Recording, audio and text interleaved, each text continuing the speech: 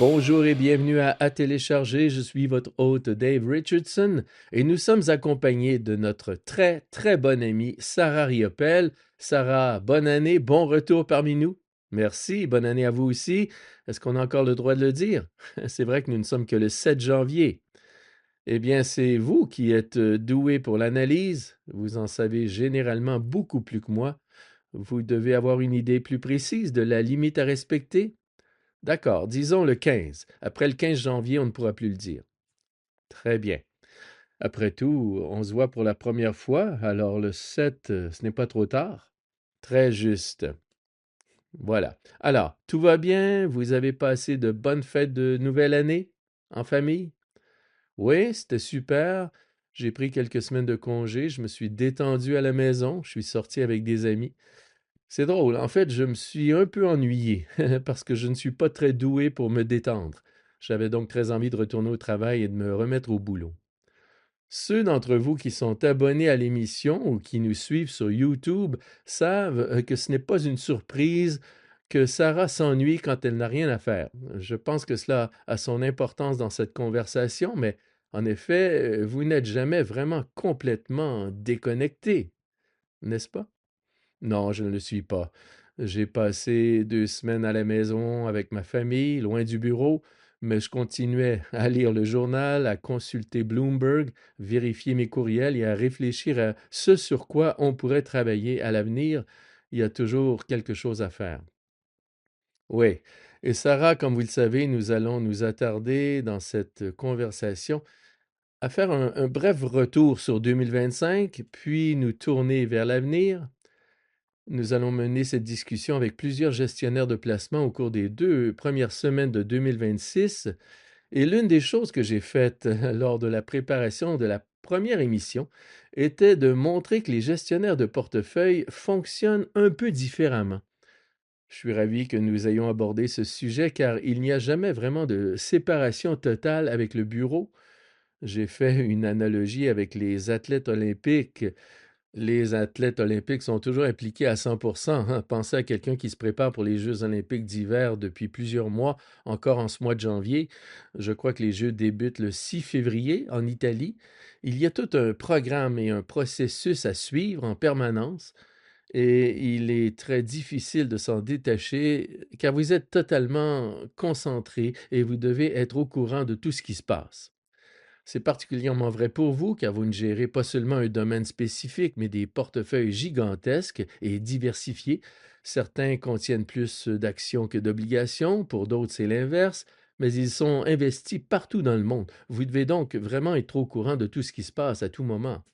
C'est vrai, c'est un cliché, mais les marchés ne dorment jamais.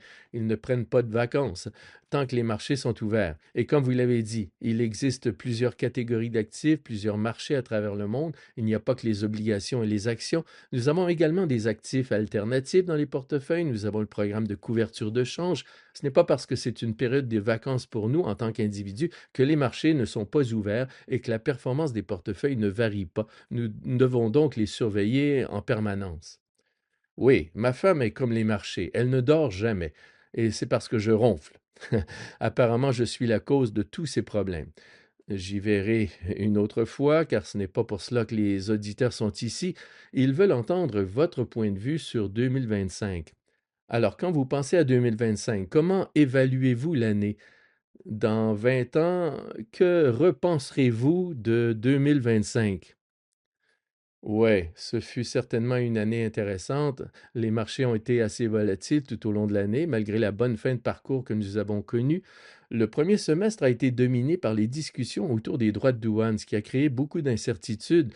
Au fil de l'année, il est devenu de plus en plus évident que bon nombre des annonces les plus extrêmes de Donald Trump en matière de droits de douane relevaient en fait davantage de tactiques de négociation visant à conclure rapidement des accords commerciaux avec différents pays. L'économie a continué de croître. Nous avons assisté à d'importantes dépenses d'investissement dans le domaine de l'intelligence artificielle, ce qui a contribué à stimuler les bénéfices des entreprises.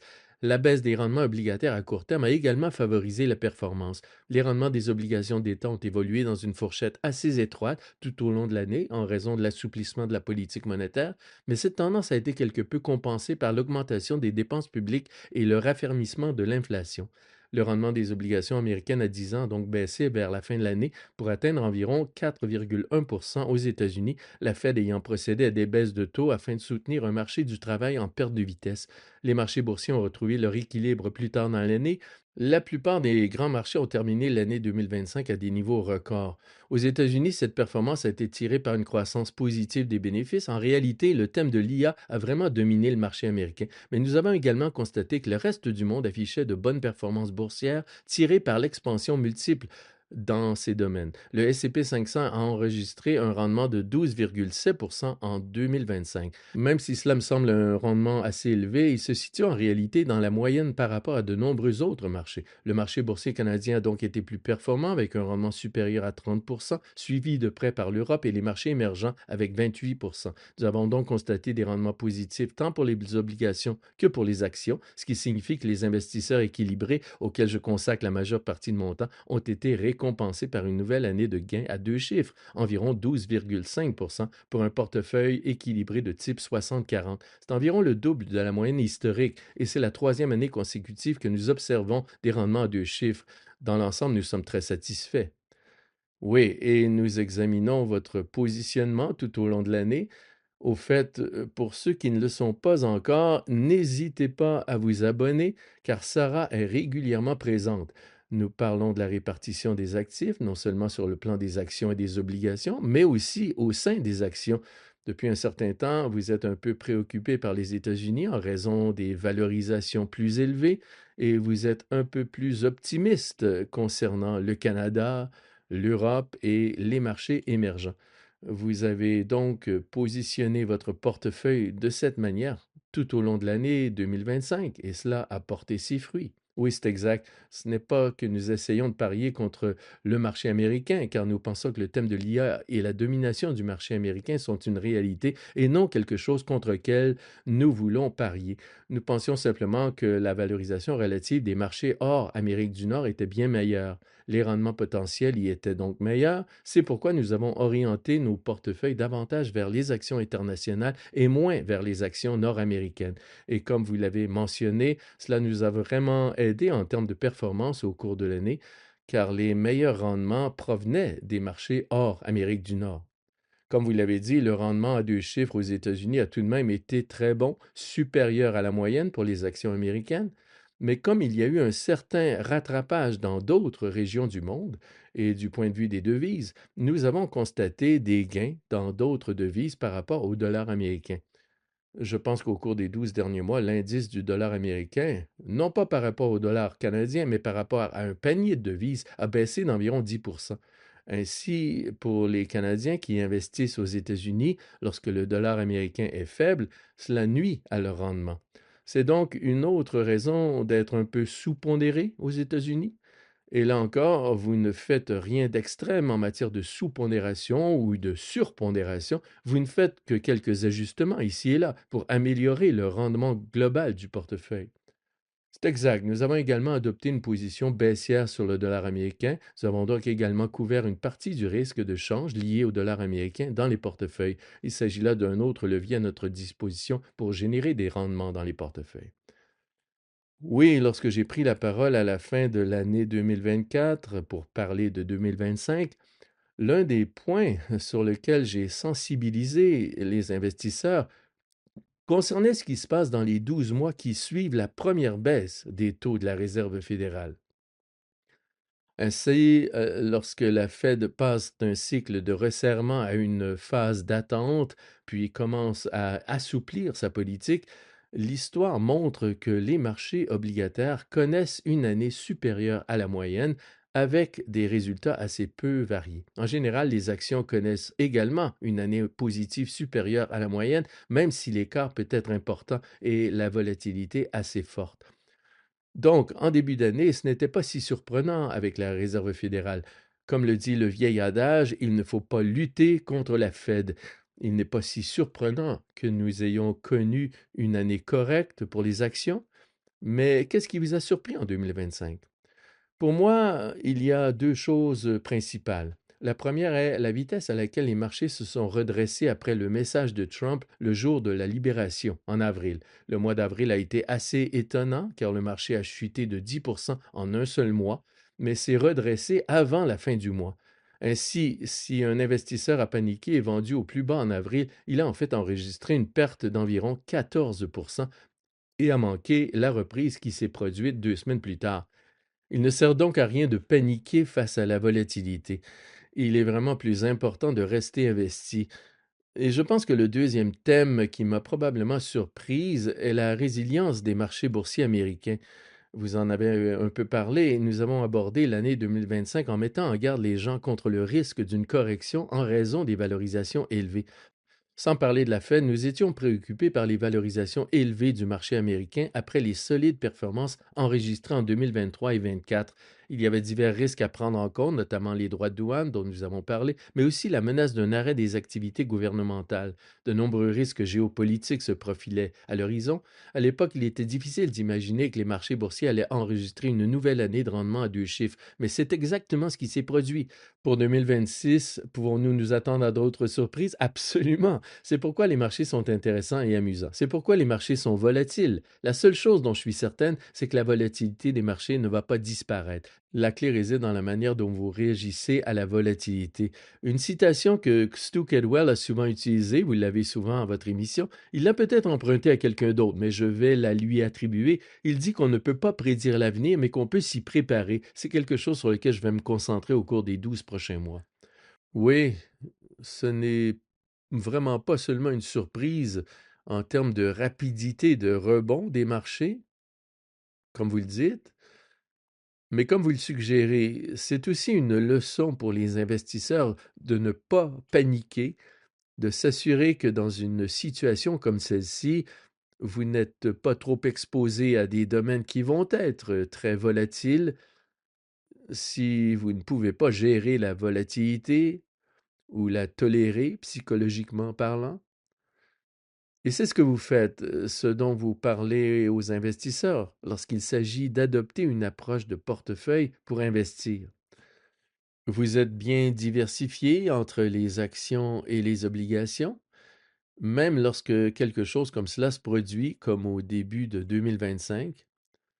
Vous ne ressentez pas tout le poids de la baisse, vous êtes donc beaucoup plus susceptible de rester fidèle à votre propre stratégie. Et puis, lorsque la situation se rétablit, vous vous rétablissez comme tout le monde. Je pense vraiment que pour la plupart des investisseurs, cela est tout à fait logique. Mais il faut toujours retenir la leçon de ne pas paniquer lorsque de telles choses se produisent. Elles se produiront au fil du temps. Et en général, la meilleure chose à faire est de s'en tenir à son plan global. Tout à fait. Et il faut également garder à l'esprit votre horizon temporel. Bon nombre de nos investisseurs et de nos clients n'investissent pas pour le mois prochain, ni pour les 6 prochains mois, ni même pour l'année à venir. Ils ont des horizons temporels à plus long terme de 5, 10 ou 15 ans. Ainsi, ce qui se passe aujourd'hui, demain ou le mois prochain sur les marchés ne devrait pas vous détourner de vos plans d'investissement mûrement réfléchis, car ceux-ci ont été élaborés en fonction de ce que vous souhaitez accomplir dans 15 ans. J'essaierai donc de changer le discours. Lorsque nous gérons le portefeuille, nous considérons les périodes de vente massive ou de volatilité comme des occasions d'acheter des titres à prix réduit. Tout le monde est enthousiasmé par les soldes du lendemain de Noël, car les gens veulent acheter des articles qu'ils ont repérés avant les fêtes, mais qui sont désormais 50% moins chers. Pourquoi ne pas envisager le marché boursier de la même manière? Voici une opportunité, le marché est en baisse de 10%, j'ai donc la possibilité d'acheter certaines des actions que je voulais acheter auparavant, mais je peux les obtenir 10% moins cher. Il s'agit donc d'essayer de changer un peu votre façon de voir les choses. C'est la seule activité que je connaisse où lorsque vous affichez une réduction de 50% dans la vitrine, les gens ne se précipitent pas à l'intérieur. Les gens fuient les investissements lorsqu'ils sont en baisse. Et si vous pouvez vous programmer, en particulier pour ceux d'entre vous qui sont plus jeunes et qui écoutent ceci, Pour moi, les plus jeunes sont ceux qui ont 50 ans et moins. Mettons ça à 45, Sarah. Je ne sais pas où vous fixez votre limite, mais si vous avez 20, 30 ou même 40 ans et que vous prévoyez de travailler jusqu'à 50 ans, vous disposez d'un horizon temporel prolongé. Si vous continuez à percevoir un revenu, la meilleure chose qui puisse vous arriver est qu'il y ait une correction, car cela vous donne la possibilité d'acheter à un prix plus bas. Si vous arrivez à vous mettre cela dans la tête, comme lorsque vous faites des achats en solde, vous vous en sortirez beaucoup mieux à long terme en tant qu'investisseur. Oui, je suis tout à fait d'accord. Je sais que c'est difficile à faire sur le plan émotionnel, mais je pense que si nous continuons à marteler ce message, nous finirons peut-être par convaincre quelques personnes. Pour les personnes plus âgées comme moi, j'aime les soldes dans les magasins. Je ne suis pas sûr d'aimer les soldes sur le marché boursier, mais allons-nous voir des soldes en 2026? Ou que pensez-vous que nous allons voir à l'approche de la nouvelle année? Eh bien, l'année commence certainement de manière intéressante avec la situation au Venezuela. C'est une évolution intéressante d'un point de vue géopolitique, c'est certain, et nous la suivons de près, mais en général, ce type d'événement n'a pas d'impact durable sur les marchés. Notre scénario de base est donc que l'économie continuera à se développer en 2026 et que les pressions inflationnistes s'atténueront. Un environnement sans récession et sans baisse des taux, comme celui dans lequel nous nous trouvons actuellement, est généralement très positif pour les marchés. Comme toujours, il y a des risques à surveiller. Nous suivons de près les attentes élevées autour du thème de l'IA, en particulier aux États-Unis, car nous avons des attentes très élevées quant aux résultats que ces entreprises peuvent générer en termes de bénéfices et nous leur accordons des valorisations très élevées. Toute erreur dans ce domaine pourrait donc entraîner une certaine volatilité sur les marchés. Mais je dirais que le contexte est globalement positif. Après 3 années de forte croissance des marchés et compte tenu de ces niveaux de valorisation élevés, nous pensons toutefois qu'il est prudent de modérer quelque peu notre prise de risque. C'est pourquoi nous avons réduit notre pondération en actions il y a quelques mois. Nous avons toujours une légère surpondération en actions, mais elle est légèrement inférieure à ce qu'elle était auparavant. Cela me rappelle une citation de Jan Chornus, je pense. Vous voyez comme je cite tous nos cadres supérieurs. Il dit que nous restons à la fête, mais que nous nous tenons près de la porte de sortie.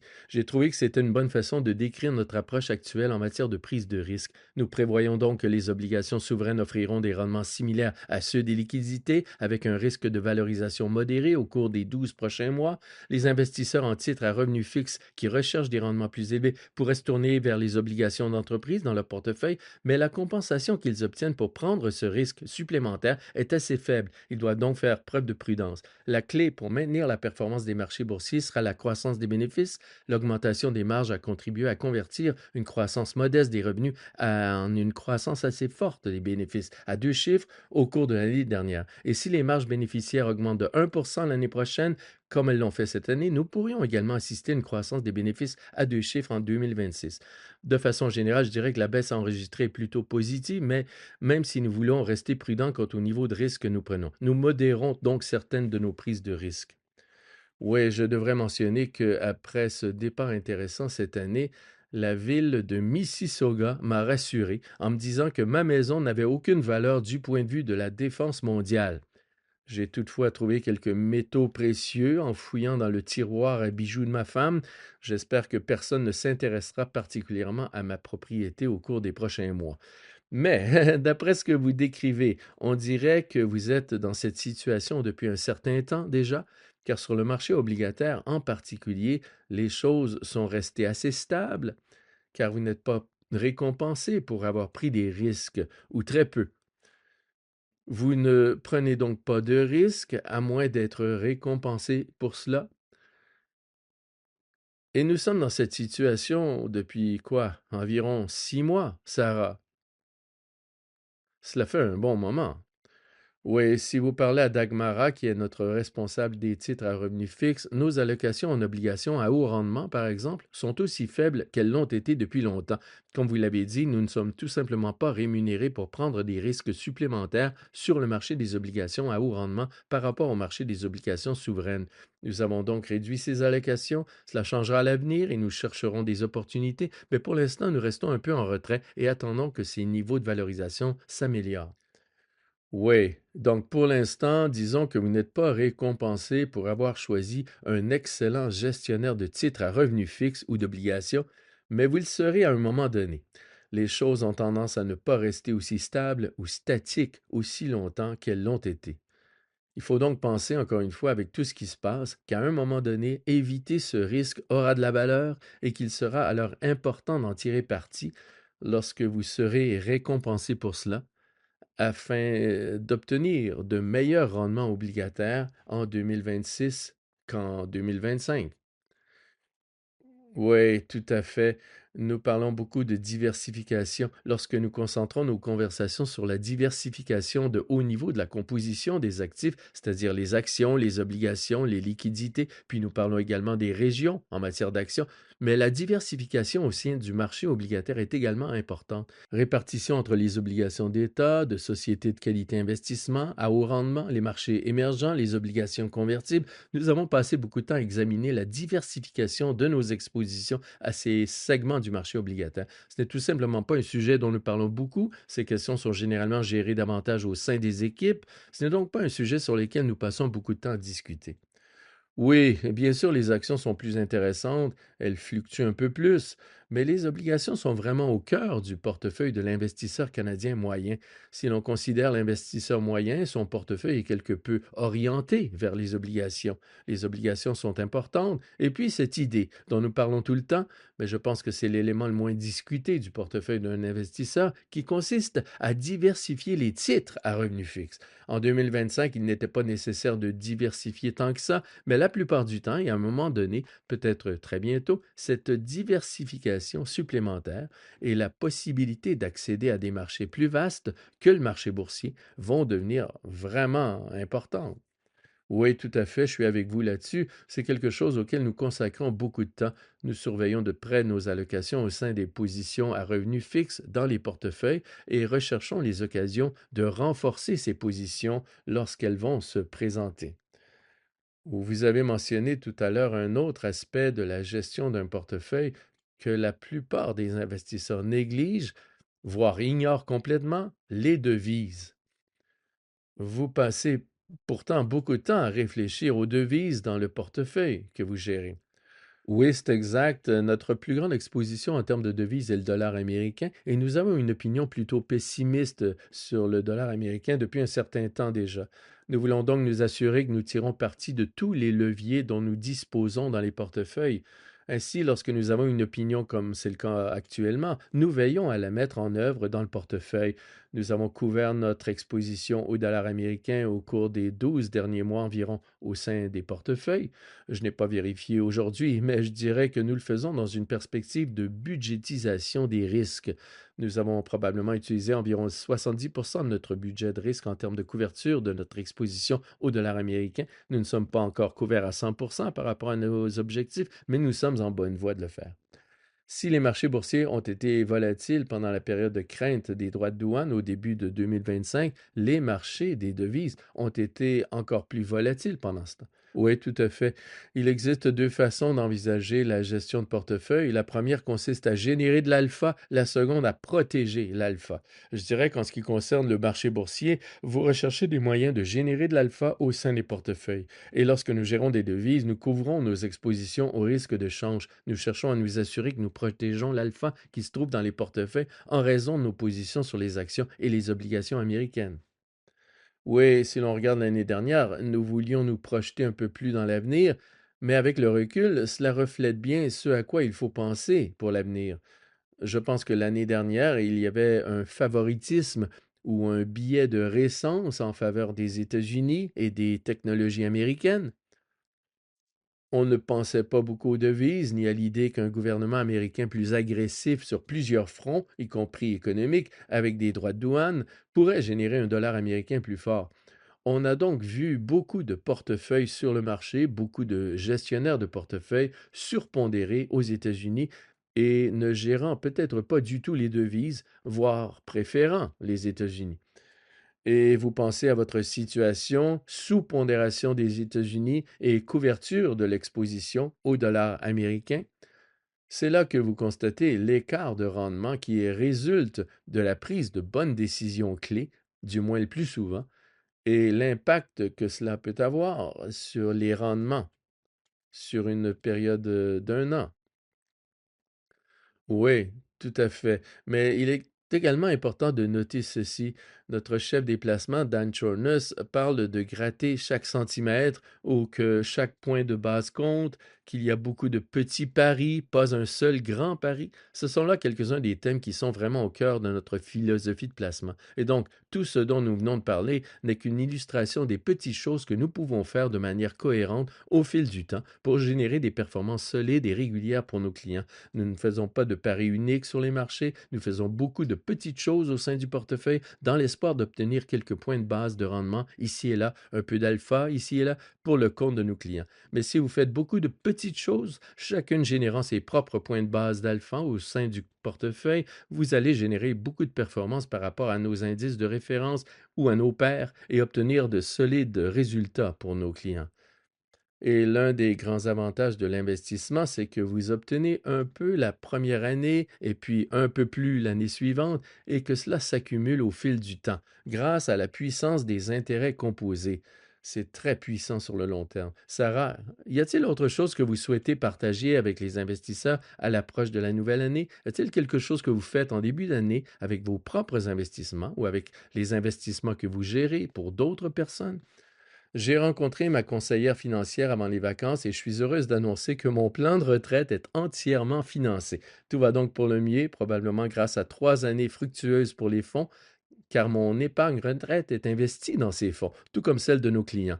Tout va donc bien de ce côté-là. Je suis ravi de pouvoir le dire. Je voulais juste ajouter une chose. J'en ai parlé avec ma conseillère. Ce n'est pas un problème pour moi, mais c'est quelque chose qu'elle a souvent rencontré dans ses conversations avec ses clients. Les niveaux de liquidité restent élevés. Je ne peux pas m'empêcher de m'inquiéter de l'impact que cela pourrait avoir sur nos investisseurs ou sur la capacité de nos clients à générer des rendements suffisants pour atteindre leurs objectifs d'investissement. Malgré les rendements élevés enregistrés ces dernières années, comme je l'ai dit, 3 années consécutives de rendement à 2 chiffres, nous continuons d'observer des niveaux de liquidité records. Ainsi, alors que les marchés peuvent être très volatiles, de nombreux investisseurs tentent d'échapper à cette volatilité à court terme en se retirant du marché ou en se réfugiant dans des placements assimilables à des liquidités. Ils ne se rendent tout simplement pas compte de l'impact à long terme que cela pourrait avoir sur les résultats de leurs investissements.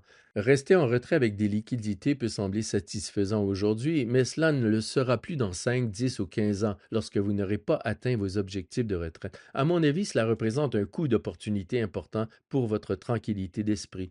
Je voudrais simplement que les gens y réfléchissent. Les gens me disent qu'ils ne peuvent pas investir maintenant car les marchés sont proches de leur plus haut historique, mais c'est probablement ce qu'ils disaient à la fin de 2023 et à la fin de 2024. Et nous voici à de nouveaux plus hauts historiques. Je ne sais donc pas si attendre est vraiment la bonne chose à faire. À tous ceux qui ont des horizons à long terme, disons supérieurs à 5 ans, et qui restent assis sur leur argent, je voudrais simplement leur demander de prendre du recul, de réfléchir sérieusement à la question de savoir s'ils sont bien positionnés pour atteindre leurs objectifs de placement à long terme. Et s'ils ne connaissent pas la réponse à cette question, ils devraient demander conseil à un conseiller qui pourrait les aider à se mettre sur la bonne voie. Je suis certaine que nous avons eu la même conversation il y a 12 mois lorsque nous avons fait le point. Malheureusement, les niveaux de liquidité n'ont pas vraiment changé. Et toutes ces personnes qui sont restées sur la touche ont manqué une autre bonne année de forte performance du marché. Cela me fait vraiment mal au cœur de savoir que cela se produit. Eh bien, encore une fois, j'y reviens sans cesse. Peut-être que je suis trop obsédé par mon âge en ce moment, car j'ai eu 60 ans cette année. Oh mon Dieu, je ne devrais pas être aussi choqué. Je suis un peu déconcerté moi-même, mais ce que l'on comprend en vieillissant, et lorsque l'on parle de capitalisation du pouvoir, de la capitalisation, c'est que ce sont ces capitalisations tardives qui comptent. Donc on double, on double, on double. Stu Kelwell en parle tout le temps à l'émission. Ce sont celles qui viennent plus tard dans la vie et qui sont les plus importantes. Pour quelqu'un comme moi, à mon âge, au cours des 3 dernières années, les marchés ont été si formidables que le fait d'y participer a vraiment changé ma vie, alors que je m'approche de la retraite.